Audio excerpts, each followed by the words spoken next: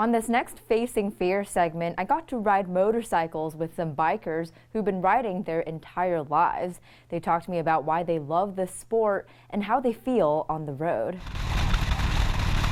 I myself been riding since 5 years old. Started out with dirt bikes and got a street bike when I was 25 years old. I turned 55 this month. We all do it for all those cliche things like freedom of the open road and wind in your hair, and kind of once you start riding, you kind of join into a brotherhood a little bit.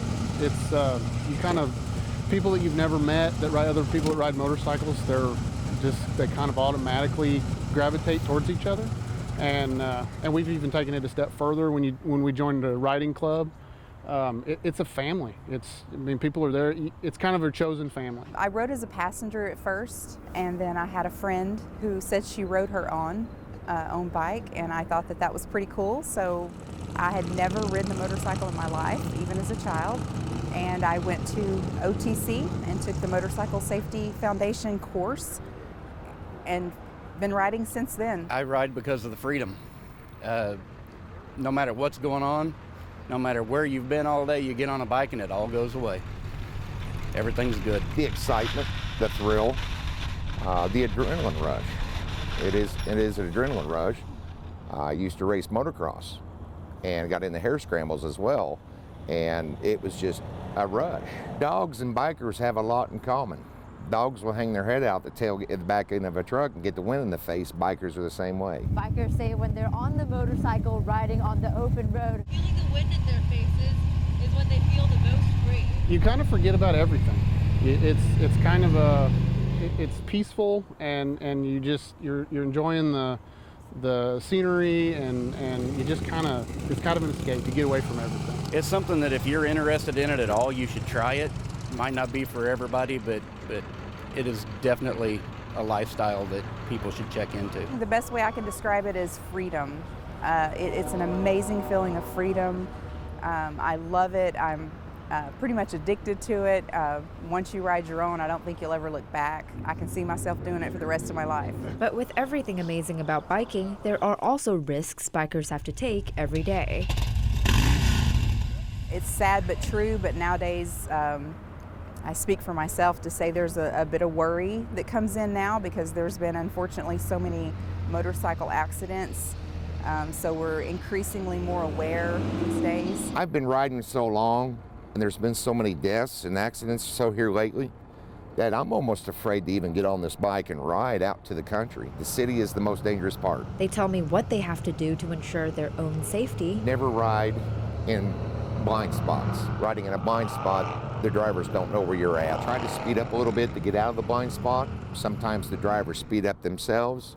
Swallow your pride and back off. Treat other drivers like I'm invisible. A lot of times you hear about bikers getting hit or killed, but you have to drive offensively sometimes just to avoid an accident. If you realize that somebody is merging in, say like an interstate highway, they have to yield the right of way to you, but a lot of people don't.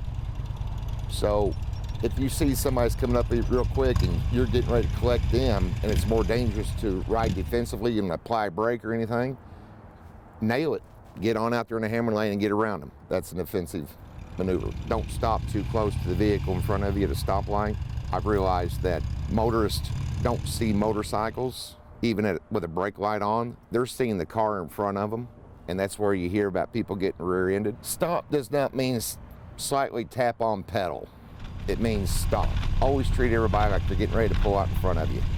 Chances are they are. Look twice, both directions, not glance. I myself have almost pulled out in front of a motorcycle because they were behind my mirror in a tractor trailer. I drive tractor trailer for a living, and they were right behind the mirror, couldn't even see them, and almost pulled out in front of them. So now I realize when people look out their windows, they're seeing mirrors.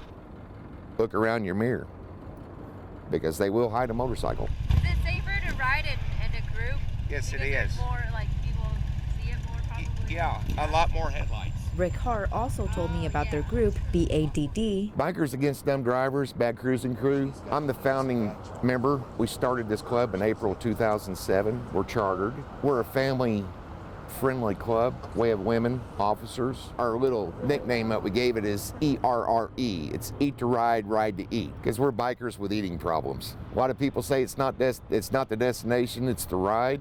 Well, it is the ride, but it's also where we're going to go eat. They also do charity events every year. And we're very charitable. We do charity work with other groups.